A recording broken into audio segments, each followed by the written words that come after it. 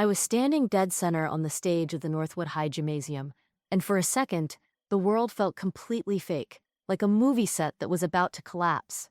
Just a moment ago, massive floodlights had been blinding me, bathing the scratched wooden floorboards in this heavy golden haze. I could feel the heat of them on my skin, baking through the layers of makeup I carefully applied an hour before. Then, snap. Darkness. Instant, suffocating darkness. The transition was so violent, it left spots dancing in my vision. The air in the gym, already thick with the humidity of an Ohio summer and the body heat of 500 people, seemed suddenly heavy, pressing down on my lungs. Out in the pitch black, the sounds of the crowd shifted. First, there was that collective gasp. Then the shuffling of feet, the squeak of dress shoes on varnish, nervous giggles, and the hushed, frantic whispering that sounds like dry leaves skittering across pavement. And then the sky tore open. Outside the high row of windows, lightning fractured the purple clouds. The second side of the window is the lowest and all unwatchable ghost bow. For a split second, the gym was illuminated in a stark, ghostly blue-white. I saw them, hundreds of faces frozen in the dark, like statues in a graveyard, all staring up at me. My parents in the second row, my dad adjusting his tie, my mom clutching her purse, the teachers, the students. My heart wasn't just beating. It was thrashing against my ribs, a trapped bird trying to break the cage. The thump, thump, thump was so loud in my ears that it drowned out the low rumble of thunder rolling in the distance. My fingers were clamped around the microphone, stamped so hard my knuckles must have been white, though I couldn't see them. The metal was slick with sweat. I knew the drill. I was the valedictorian, the golden girl. In a second, the backup generator would probably kick in. Or someone would shine a flashlight, and I'd have to speak. I'd have to make a joke about the weather, flash my award-winning smile, and keep the show on the road. But the words were stuck. They felt like dry stones lodged in my throat. And then, it happened. A voice. It didn't sound human. It was sharp, jagged, and loud, cutting through the humid air like a whip crack. "She's pregnant." The words didn't just hang in the air. They physically hit me. It felt like someone had punched me in the stomach. At first, there was a vacuum of silence, a total absolute zero where no one breathed. Then, the reaction hit like a tidal wave. A low murmur started at the back of the room and rushed forward, growing into a roar of confused chatter, shocked laughter, and gasps. Even in the shadows, I could feel the shift in energy. The admiration was gone, replaced by a hungry, predatory curiosity. People were turning to each other. I could imagine the looks, mouths covered by hands, eyes widening. "Did you hear that?" "No way. Lindsay? The saint?" I stood there, frozen. My feet felt like they had been poured into concrete blocks. My brain was screaming, a frantic looping siren. No, no, no, no, no! This isn't happening! This is a nightmare! Wake up! They can't know. They aren't supposed to know. But the secret was out. It was like spilling red wine on a white carpet. You can scrub all you want, but the stain is there forever. My knees turned to jelly. A cold, oily sweat prickled down my spine, making my silk dress stick to my back. My mind was racing at 1,000,000 miles an hour, bouncing between terrified questions. Who said that? Was it a student? A parent? How did they find out? Who did I tell? I didn't tell anyone. Another flash of lightning, brighter this time, closer. It lit up the gym for a horrific long second. I saw them clearly now. Dozens of eyes locked on me. Some looked confused, squinting through the gloom. Others looked delighted, grinning with the thrill of a scandal. And some looked at me with pure, unadulterated disgust. In that strub-lit moment, the realization crashed down on me. My secret didn't belong to me anymore. It belonged to the town now. It was theirs to chew on, to dissect, to spit out. I knew with a terrifying certainty that the girl who walked onto this stage, Lindsay the perfect, Lindsay the future, was dead. Whatever happened in the next 5 minutes would change the trajectory of my entire life. Let me back up. My name is Lindsay. I live in one of those suffocatingly small towns in Ohio where the cornfields press in against the edges of the suburbs, trapping us in a bubble of humidity and gossip. It's the kind of place where everyone knows exactly what you bought at the grocery store before you've even unpacked your bags at home. News here travels faster than the wind. It travels at the speed of boredom. For 18 years, I played my role perfectly. I was the ideal girl. I was the architectural blueprint of what a daughter should be. Straight A's since kindergarten. President of the student council. Captain of the debate team. I volunteered at the animal shelter on weekends. I didn't drink at parties. I was the designated driver. Teachers used my essays as answer keys. My parents didn't just love me, they brandished me like a trophy. Oh, you know our Lindsay. She's aiming for the Ivy League. But it was exhausting. It was like wearing a corset that was laced too tight 24 hours a day. I couldn't breathe. Nobody knew that behind the polite smiles and the organized binders, I was starving for something real, something messy. That's how I found Daniel. He wasn't a student. He was a 25-year-old adjunct professor at the local college where I was taking dual credit courses. He was different. He was tall with this perpetually messy brown hair and intense, attentive eyes that seemed to actually see me, not just the straight-A student persona. He wore tweed jackets that smelled like old library books and coffee beans. We met by accident. I was competing in a regional debate tournament, and he was a guest judge. I won, obviously. Afterward, while I was waiting for my ride, we started talking about the topic, ethical relativism, or something heavy like that. He didn't talk down to me. He challenged me. The chemistry wasn't a spark. It was a forest fire. We knew it was dangerous. In a town like this, a teacher and a student, even though I was 18 and legal, the scandal would have been nuclear. He was terrified of losing his tenure track. I was terrified of tarnishing my shiny reputation. So, we lived in the shadows. We met late at night when the streets were empty and the only light came from the flickering street lamps. We'd drive out to the old park by the reservoir, sitting in his beat-up Honda Civic, just talking for hours. We talked about literature, about leaving Ohio, about fears we never spoke aloud. With him, I took off the mask. I could be cynical, I could be scared, I could be weak. I loved him. I loved the way his voice dropped an octave when he whispered my name. I loved how his hands felt, warm, steady, safe. But secrets always come with a price tag, and mine was steep. I missed my period. Then I was late again. When the second line appeared on the plastic stick, I sat on my bathroom floor and couldn't breathe. The tiles were cold against my legs, and the bathroom smelled like lavender air freshener, a scent that now makes me want to vomit. Pregnant. I was in denial for weeks. I told myself it was stress, it was the flu. I started wearing oversized sweaters, grateful that oversized fashion was trending. I learned to hold my binders in front of my stomach when I walked down the hallways, and I didn't tell Daniel. I couldn't. Every time I looked at him, I saw the fear in his eyes about us getting caught just dating. If I told him I was carrying his child, I was terrified he would look at me like I was a trap, like I was an anchor dragging him down. I was scared he'd panic, or worse, that he'd tell me to get rid of it. I wanted to protect the fragile little world we had built, even if it was built on quicksand. So, I kept my mouth shut. I carried the weight alone, literally and figuratively. And that brought me to tonight, graduation night. The night I was supposed to receive the Student of the Year award. The culmination of 4 years of profession. I had convinced myself I could just get through this one night. Just walk across the stage, smile, take the plaque, and get out. Fate, apparently, had a different script in mind. The gymnasium had been decorated with an optimism that felt almost tragic. Streamers in school colors, maroon and gold, were draped from the rafters, trying to distract from the industrial steel beams. The tables were groaning under the weight of punch bowls and trays of stale cookies. But no amount of decorations could hide the smell of the place, that permanent, baked-in scent of rubber sneaker soles, floor wax, and teenage hormones. The atmosphere was electric, but in a chaotic way.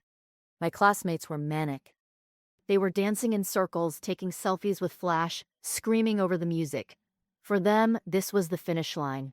Freedom, for me, it felt like a sentencing hearing. I stood near the wall, clutching a plastic cup of warm punch I had no intention of drinking. My dress, a deep emerald silk that I'd driven 2 hours to Columbus to buy so no one else would have it, felt like it was shrinking. The waistband dug into my skin. "Lindsay, oh my God, you look stunning!" It was Sarah, my friend in the loosest sense of the word. She was the kind of girl who complimented you while scanning your outfit for flaws. "Thanks, Sarah," I said. plastering on the smile. Team, you too. Love the hair. If you only knew, a voice in my head screamed. If you knew that under this silk, my body is changing, that I'm terrifyingly, life-alteringly pregnant. I scanned the room, ignoring Sarah as she babbled about after parties. I was looking for him, and there he was. Daniel. He was sitting in the designated VIP section with the other faculty and guest judges. He looked handsome in a navy suit, but he looked nervous. He kept adjusting his glasses. Our eyes locked across the crowded room, 100 feet of space that felt like an ocean. He gave me the tiniest, almost imperceptible nod. A message. I'm here. You've got this. My chest ached. He didn't know. He was smiling at a lie. I started spiraling. What happens tomorrow? What happens in a month when I can't hide it? Do I run away? Do I tell him and watch his face crumble?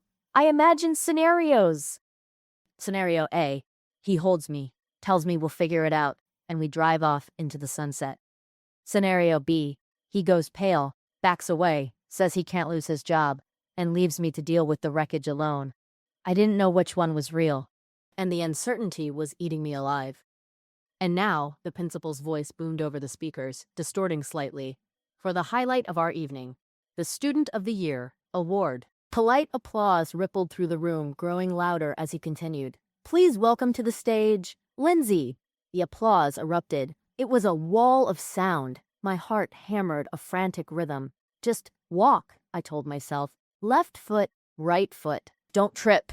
Don't vomit. I ascended the stairs to the stage. The wooden floorboards creaked under my heels.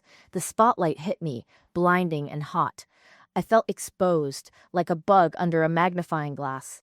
The principal handed me the heavy glass envelope. He shook my hand. Proud of you, Lindsay, he muttered. I turned to the microphone. Don't look at Daniel. Look at the exit sign. I took a breath to speak, and then the thunder crashed.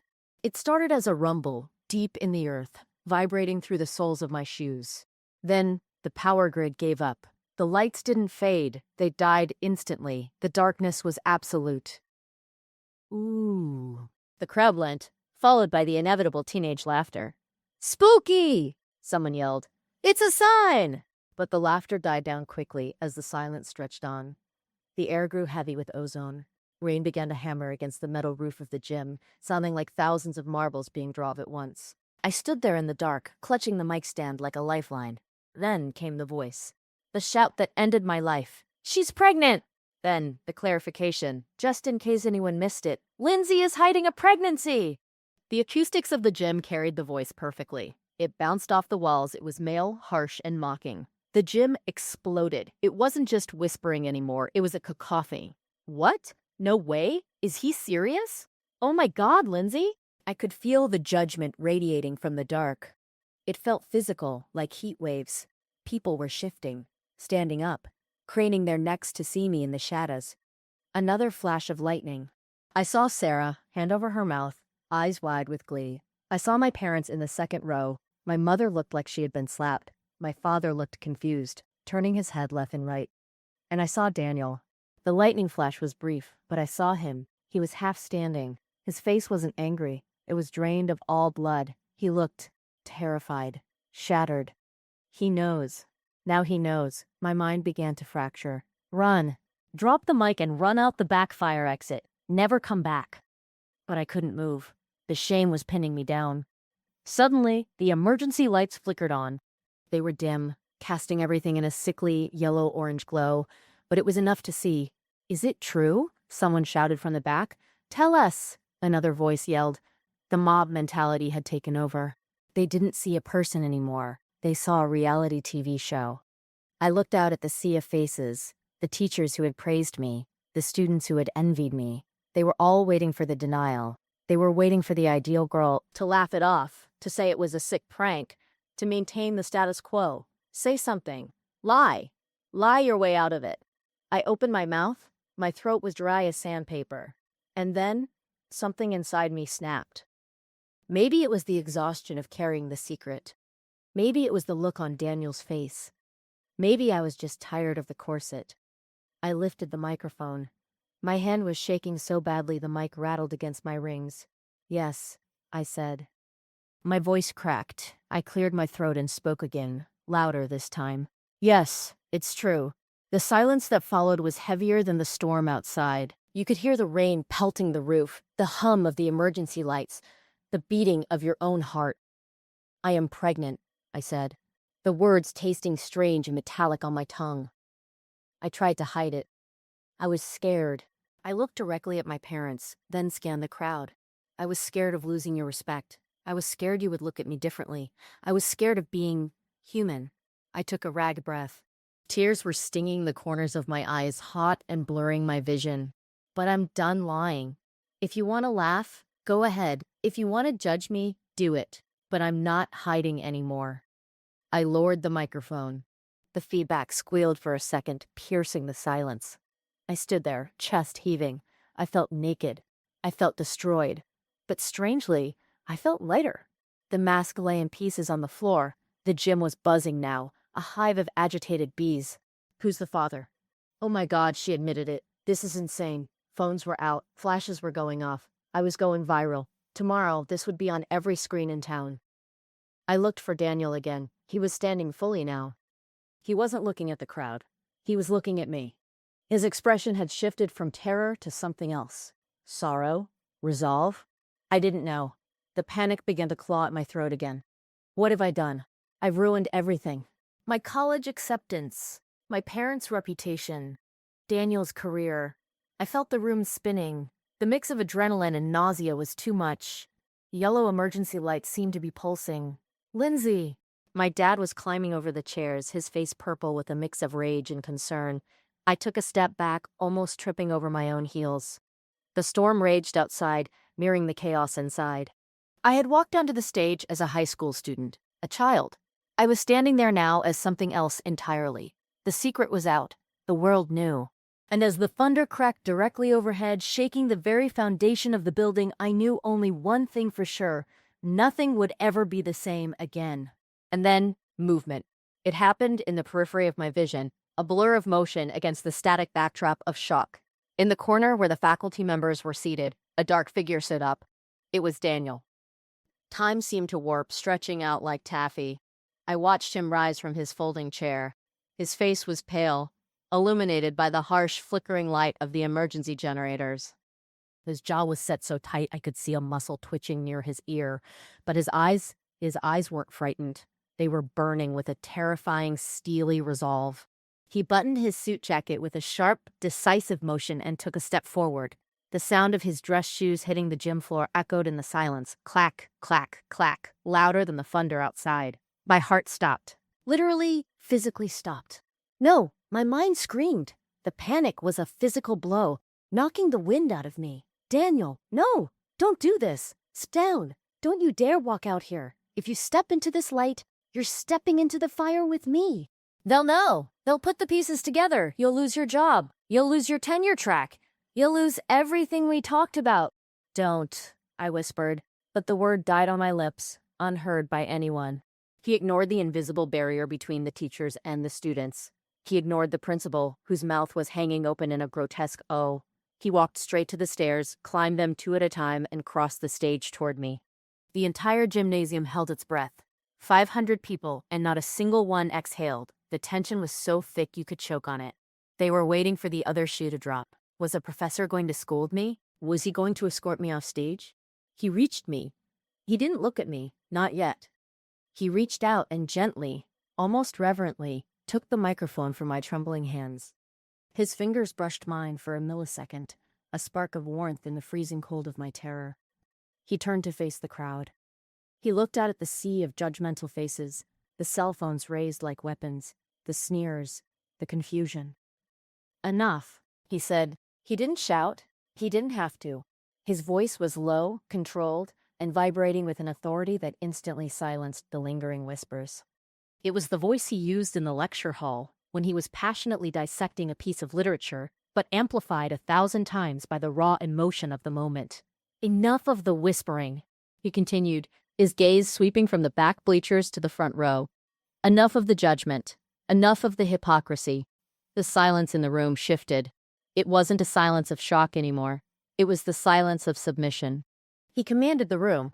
You all know Lindsay, he began, gesturing slightly toward me without looking back.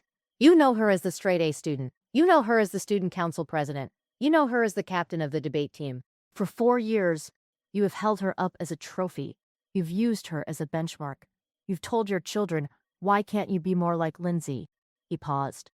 The feedback from the speakers whined softly, a high-pitched keen that set my teeth on edge. You know her as a role model, Daniel said, his voice hardening. But tonight, you didn't see a role model crumbling. Tonight you saw her true self. You saw a human being. Honest, brave, real. I felt my knees buckling. What is he doing, I thought, my mind spinning. He's rewriting the story. He's taking the wreckage and building a castle. Yes, he said, and the word hung in the air. She is pregnant. That is a fact. And you know what? He leaned into the mic, his eyes flashing behind his glasses. That is not a punchline. That is not a scandal for you to feast on over breakfast tomorrow. That is not a reason for mockery. He took a deep breath and his voice softened, becoming rich with emotion. That is a reason for admiration. Because to stand here under these lights, in front of hundreds of people who expect perfection, and to admit to an imperfection, to speak the truth when a lie would have been easier, that is power. That is true courage. I looked out at the audience. The shifting had stopped. People were frozen.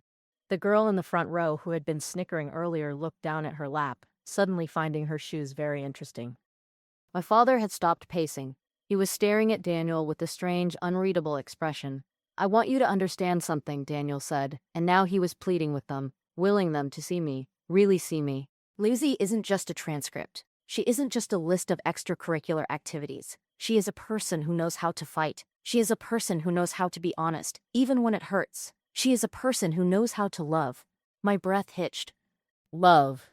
He said it. He said it in front of everyone, and yet he hid it in plain sight. He turned to me then.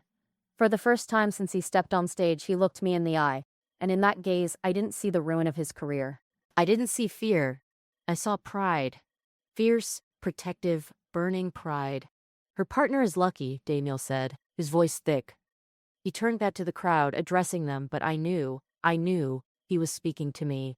Her future child is lucky, because that child will have a mother who isn't afraid of the truth. A mother who isn't afraid to be herself, no matter the cost. For a second, there was absolute stillness. The rain drummed against the metal roof, filling the void. Then, a single clap. It came from the back, near the exit. Then another, then a whistle. It started like a trickle of water breaking a dam. Josh, from the debate team, stood up and clapped his hands over his head. Then Sarah stood up. Then the entire senior class. The sound swelled, growing louder and louder until it was a roar. The gym exploded into applause. It wasn't polite applause. It was raucous, supportive, thunderous. It washed over me like a physical wave, pushing back the cold, pushing back the shame. I stood there, stunned, my mouth slightly open. The tears that had been burning my eyes finally spilled over, hot and fast, tracking through my makeup. But they weren't tears of humiliation anymore.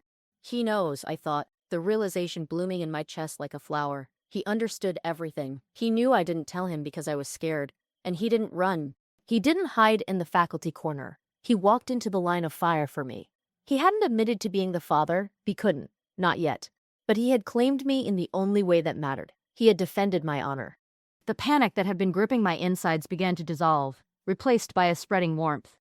It felt like thawing out after a long winter. The fear was transmuting into something stronger, hope. The applause didn't stop.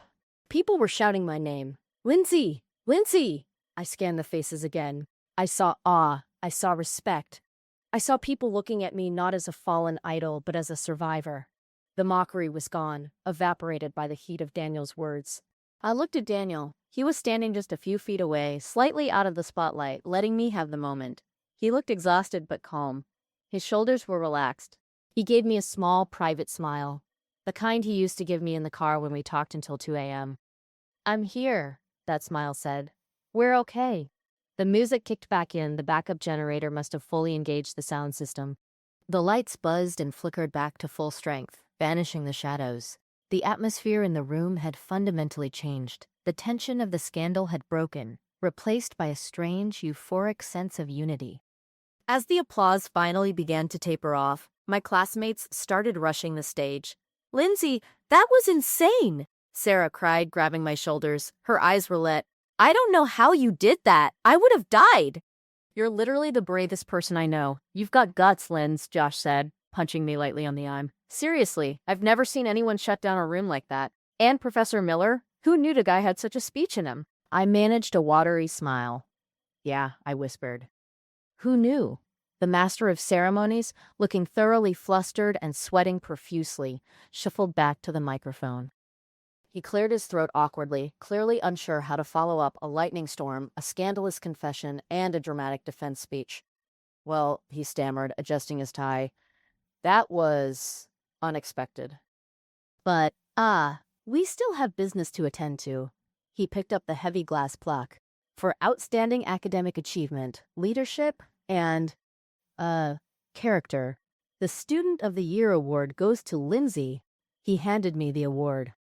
It was heavy, cool to the touch, with my name etched in sharp white letters. I looked down at it and almost laughed. The irony was suffocating. I was receiving the award for being the perfect student, at the exact moment I had publicly destroyed that image. I had spent 4 years curating a flawless facade to earn this piece of glass, and I was accepting it only after smashing that facade to pieces. But as my fingers traced the edge of the plaque, a new thought settled in my mind. This isn't for the girl I was pretending to be, I realized. This isn't for the grades or the bake sales. This is for the girl standing here right now. The award wasn't for perfection anymore. It was for resilience. It was for the strength to stand in the wreckage and not apologize for existing. It was for honesty. I looked up, clutching the award to my chest. I wasn't the ideal girl anymore. I was Lindsay. Just Lindsay. Messy, pregnant, scared, and incredibly alive. The ceremony eventually wound down. The storm outside had passed, leaving the air smelling of wet asphalt and ozone. Urns were mingling, students were taking photos, but the dynamic was different. Nobody was whispering behind their hands. They came up to me directly. They looked me in the eye. My parents were quiet. My mother looked shell-shocked, but she squeezed my hand. "We need to talk at home," she said. Her voice was stern, but her grip was tight, an anchor. "But you were brave, Lindsay. You were very brave." I nodded. I could handle the talk at home. I could handle anything now. I searched the crowd one last time. I needed to see him. I found him near the exit doors, leaning against the brick wall, loosening his tie. He looked tired, aged by the events of the last hour, but when he saw me, his face softened. We couldn't speak. Not really. There were too many people, too many eyes. We couldn't embrace. We couldn't kiss. But we didn't need to. I looked at him, and I projected every ounce of gratitude I had in my soul. "Thank you. Thank you for saving me. Thank you for not letting me drown." He nodded, a barely perceptible dip of his chin. In his eyes, I saw the promise of the future. I saw the difficult conversations we would have to have. I saw the challenges of him likely having to resign eventually, of us figuring out how to be a family in a town that loved gossip. But I also saw a father. I thought about the baby growing inside me. A few hours ago, that thought had filled me with terror. Now it filled me with a strange, fierce joy. "You're going to be okay, little one," I thought, my hand drifting instinctively to my stomach. "Your dad is a good man. He stood up for us when it mattered most. He's strong, he's kind, and he's going to love you so much." I smiled, and for the first time in months, the smile reached my eyes. It wasn't a practice smile for a yearbook photo. It was real. It was grateful. The applause had faded into memory, but the echo of it, the feeling of the crowd turning from a mob into a support system, lingered in my chest. I stood on the threshold of the gym, looking out into the wet, dark parking lot. The air was fresh. This night was supposed to be the end of my childhood, and it was, but not in the way I expected. It was a point of no return. Daniel had done the thing I feared most. He brought the truth into the light. And the world didn't end. The sky didn't fall. In fact, the air was easier to breathe. I walked out into the cool night air, the heavy glass award under one arm, my other hand resting on my belly. And as I walked, I found myself wondering, why are we so terrified of the truth? Why do we spend so much energy building walls, wearing masks, and polishing our armor? We think that if people see our cracks, they'll destroy us. We think that other people's opinions are the currency of our worth. But tonight taught me something else. Perfection is a myth. It's a brittle, hollow thing that shatters at the first sign of a storm. Strength isn't about being perfect. Strength isn't about never making a mistake. Strength is about standing in the rubble of your plans, looking the world in the eye and saying, "This is who I am." Strength is about being real. And as I got into my parents' car, glancing one last time at the silhouette of the man I loved standing in the doorway of the high school, I knew I was finally, truly strong.